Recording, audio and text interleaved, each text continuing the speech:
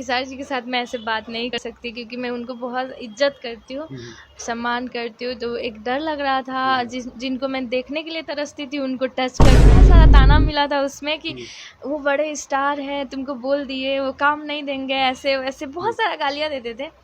तो वो सबसे पहले तो मैं सबको बताई कि हाँ खेसारी जी कैसे इंसान है, सबसे पहले ये जब आप खेसारी से पहली बार मिली तो आपके अंदर क्या था, कैसा उत्साह था, थोड़ा सा बताइए दर्शकों को। उस समय तो आप लोग सब लोग देखे ही थे हम कैसे, मतलब एकदम बहुत ज़्यादा खुश थे उस समय। क्योंकि जब आपको बोल रही थे, सबको बोल रहे थे कि जब हम भोजपुरी नहीं समझते थे, उनका डांस से हम फ़ैन हैं। जब समझ में आया तो उनका हर एक चीज़ से फ़ैन हो गए। नमस्कार, प्रणाम। मुझे देख रहे हैं बाबा एक्सप्रेस न्यूज़ चैनल पर, और ये जो है हमारे बगल में बैठी हुई है, ये कोई परिचय की मोहताज नहीं है और मैं इनका परिचय भी नहीं दूंगा क्योंकि आप सभी इनको अच्छे से जानते हैं, क्योंकि ये पूरे बिहार में फेमस है और यही है वो टैटू वाली गर्ल। नाम तो आपने सुना ही होगा। सबसे पहले स्वागत है आपका, कैसी हैं आप? मैं बहुत अच्छी हूँ और सभी को और आपको भी प्रणाम। तो आपका जो वीडियो रिलीज हुआ और जो गाना है, ऐसा लगता है वो गाना करने के बाद, ये बताइएगा दिल से और कस के बोलिएगा। बहुत अच्छा लगता है क्योंकि मेरा एक सपना था। मैं तो कभी सोची नहीं थी कि खेसारी जी के साथ मेरा मतलब एक मौका मिलेगा, और वो भी मिला, और वो भी बहुत सारा प्यार मिला। मेरे को खुद विश्वास नहीं हो रहा था कि वो रिलीज़ होगा तो इतना सारा प्यार मिलेगा, क्योंकि मैं उस समय बहुत विवाद में थी, गालियाँ बहुत दे रहे थे और उसी में प्यार भी बहुत आपको मिला। पता है गाली सुनने वाले और आगे बढ़ते हैं, हम भी बहुत गाली सुनते हैं। वैसे जो आगे बढ़ते हैं ना, उनके पैर को खींचने वाले काफी लोग होते हैं। अब इस चीज़ में तो हम नया है ना, अभी इसमें आए हैं, तो हमको उतना सारा बात भी पता नहीं है। कुछ लोगों को जलस क्या होता है पता है, कि आप नेपाल से आके भोजपुरी इंडस्ट्री में काम कर रही हैं, तो आपके अंदर काबिलियत है तब काम कर रही हैं, तो ये चीज़ वो नहीं समझ में आता है। पहली बार नहीं हुआ है, हम लोग का नेपाल के बहुत सारे हैं जो उधर काम करते हैं, जैसे कि राजेश हमाल कि विराज भट्ट, कुछ विराज भट्ट जी और हम लोग फैन उनके। सॉरी विराज भट्ट जी हैं जो हम लोग का भोजपुरी में बहुत पहले से काम करते हैं, है ना। जो निरहुआ और वो शुरुआत किए और शुरू से ही वो साथ काम किए। जी जी।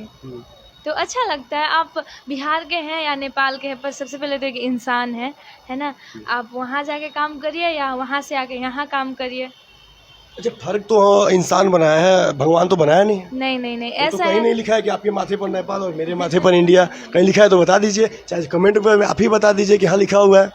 वही तो, वो तो अपना अपना सोच है। और ऐसा है, सबसे पहले तो आपके पास कुछ कलाकार हैं, आप तो कुछ कलाकारी आपके अंदर है, तो आप जहाँ जाके भी दिखाइए। जैसे मनीषा कोइराला जी हुई, हम लोग का नेपाल के ही, वो भी इंडिया जाके हिंदी में काम की हुई थी, तो उनको क्या गलत बोलेंगे? हम लोग कलाकार हैं, आप नेपाल आके भी काम कर सकते हैं, इंडिया जाके भी काम कर सकते हैं, कहीं भी जाके काम हम लोग भी पत्रकार हैं और नेपाल आए हैं, काम ही कर रहे हैं और आपका इंटरव्यू भी कर रहे हैं।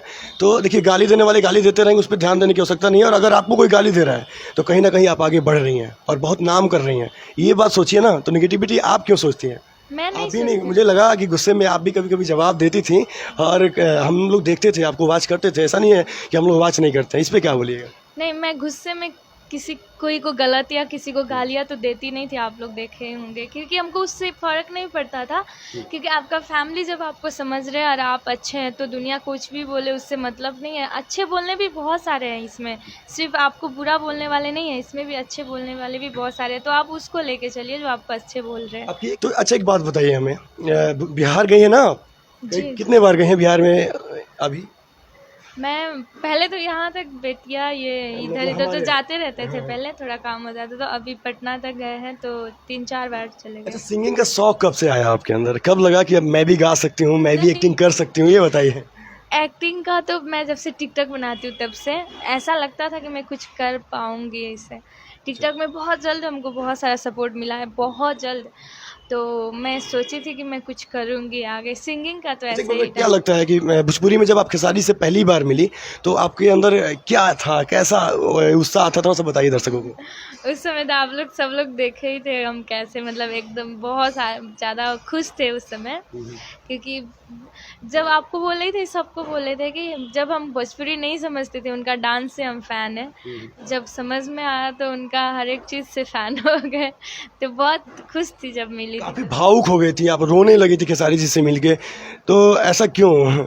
दुनिया में देखिए, आप बोलने के लिए अभी बोल देंगे हम आपके फ़ैन हैं, आपको बहुत सारा मानते हैं, पर यहाँ से नहीं मानते, वो सिर्फ बोलते हैं। पर मैं सच में वहाँ यहाँ से उनको मानती हूँ। तो उनको देख के मेरे को ऐसा लगा कि मेरा विश्वास नहीं हुआ, और उनको तो सबसे पहले मैं बहुत ज़्यादा मानती हूँ। अपना फैमिली के बाद अगर किसी को फैमिली के जैसा मानती हूँ तो उनको मानती हूँ। अच्छा, अभी कितना गाना कर चुके हैं बिहार में आप, अ, और किसके किसके साथ कर चुके हैं? अभी तो एक खेसारी जी के साथ किए हैं अभी, जो हरदी लागे जान के, उसके बाद टुनटुन जी के साथ 2 किए। मतलब अभी तक 3 गाना हुआ है, और आगे के कोई क्या एस्टिमेट है आपका, और गाने कितना गाना करना है, या कुछ तो एग्रीमेंट हुआ होगा? अभी कुछ हुआ नहीं है, अभी बात हो रहा है और होगा ज़रूर। अच्छा, एक बात बताइए, बुरा नहीं मानिएगा, ये कोई विवादित सवाल नहीं है, पर्सनली सवाल है, क्योंकि हम लोग भी यूट्यूब पे फेसबुक पे काम करते हैं, 2 पैसा कमाने का भी ये रहता है कि 2 पैसा सपोर्ट मिलेगा। कितना पैसा कमाई थी पहले गाने में आप? हरदी में हाँ।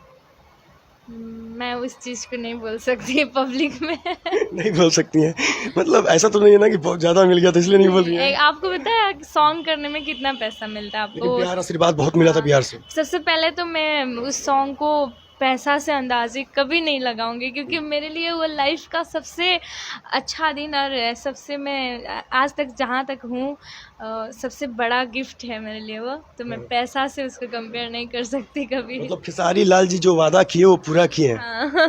सबसे पहले तो हमको बहुत सारा ताना मिला था उसमें कि वो बड़े स्टार हैं, तुमको बोल दिए वो काम नहीं देंगे, ऐसे वैसे बहुत सारा गालियाँ देते थे। तो वो सबसे पहले तो मैं सबको बताई कि हाँ खेसारी जी कैसे इंसान है, सबसे पहले ये देखिए। तो उसमें हमको पैसा मिले चाहे ना मिले, वो मेरे को पता है मिला है या नहीं मिला है, पर मैं इसको पैसा से कंपेयर नहीं कर सकती। ये तो बहुत अच्छी बात है कि खेसारी जी ने जो वादा किया, और हमारे बिहार के हीरो हैं तो अपना वादा निभा रहे हैं, तो ये बिहार को मतलब गर्व की ओर ले जाते हैं, और अच्छी बात है। और वो जो अपने जितने भी वो वादा वो करते हैं, हर एक वादा पूरा करें, माता रानी से हम लोग ये दुआ करते हैं। और बताइए कि खेसारी लाल जी के साथ जब आप काम करने गई थी तो वहाँ आपको तकलीफ होता था कि नहीं, इस काम में लाइन में पहली बार काम करना, और बड़ा प्लेटफॉर्म, बड़ा एक्टर, बड़ा हीरो, तो कैसा लग रहा था? डर, अंदर एक डर सा होता है ना? हाँ वो तो हो रहा था। सबसे पहले तो ऐसे आपके साथ अभी मैं बात कर रही हूँ अभी। खेसारी जी के साथ मैं ऐसे बात नहीं कर सकती, क्योंकि मैं उनको बहुत इज्जत करती हूँ, सम्मान करती हूँ। तो एक डर लग रहा था, जिनको मैं देखने के लिए तरसती थी उनको टच करना है सबसे पहले, उनके साथ सॉन्ग एक्टिंग करना। तो मन में बहुत सारा, मतलब एक बहुत सैड थी मैं उस समय, और फिर भी कर ली। सैड क्यों थी ये बताइए? सैड इसलिए थी कि उस चीज़ को मैं कैसे करूँ, उनके सामने मैं कैसे काम करूँ ऐसे। उनके विश्वास पे कैसे खड़ा उतरा जाए। भोजपुरी में कहा जाता है ना कि हम कोयला बनी विश्वास तर खड़ा उतरिए और विश्वास पर, तो 2 चाटी लगाए मार के तो भगाए। जब काम की मैं थोड़ा सा, तो मेरे फेस में स्माइल ही नहीं आ रहा था, डर से अंदर से। डांटते होंगे आपको उस वक्त? डांटे कोई नहीं डांटे, बहुत अच्छे थे। जो भी वहाँ पर जो कोरियोग्राफर थे वो भी बहुत अच्छे थे, और खेसारी जी तो और क्या बोले आपको, इतना हमको सपोर्ट किए उसमें, बेटा ऐसे करो, बहुत अच्छा कर रही हो। अगर मेरे कोई कुछ खराब भी हो जाता था, बहुत अच्छा कर रही थी, उसके क्या मिला हमको? हौसला बढ़ाते थे। हिम्मत मिला, और मैं कर ली वो। मतलब अच्छा, एक बात बताइए, आपको देख के काफ़ी सारी लड़कियां हैं जो चाहती हैं कि भोजपुरी में आगे बढ़ें, या वो पवन सिंह की फ़ैन हो, खेसारी की फ़ैन हो, या निरहुआ जी की फ़ैन हो, कि किसी की भी फ़ैन हो, वो सभी चाहती हैं आगे बढ़ें। तो उन लोगों के लिए क्या आप बताइएगा? और क्योंकि आप एक एग्जाम्पल हो, आपकी मेहनत ने आपको वहाँ तक ले गया है, तो अभी ऐसी लड़कियाँ जो स्ट्रगल कर रही हैं, इस लाइन में आगे बढ़ना चाहती हैं, उन लोगों के लिए 2 संदेश दीजिए। सबसे पहले तो मैं यही बोलूँगी, आप अपने ऊपर विश्वास रखिए, दूसरों को देख के जलिए नहीं।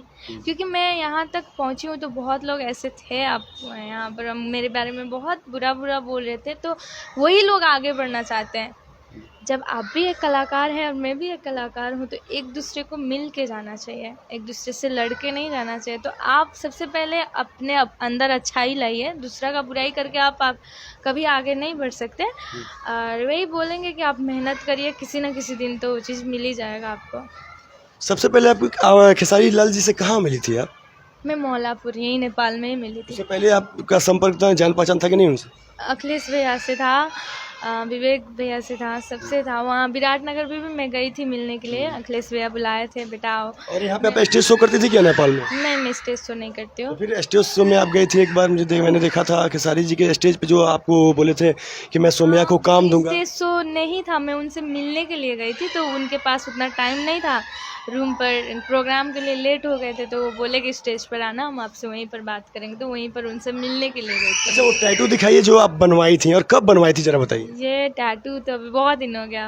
मतलब खेसारी जी के साथ काम करने से कितना दिन पहले उससे खेसारी जी यहाँ आने वाले थे तभी बनाए थे, अभी बनवाई पर थी? कंफर्म नहीं थे क्योंकि यहाँ पर बहुत बड़ा लफड़ा हुआ था थोड़ा दिन पहले, तो हमको इतना विश्वास नहीं था कि वो फिर से आएंगे नेपाल। क्योंकि इसके पिछले बार वो आए थे तो काफ़ी तोड़ फोड़ हुआ था, और किसी कारण बस यहाँ पर उनका प्रोग्राम नहीं हो पाया था, इस चीज़ को हम लोग देखे थे।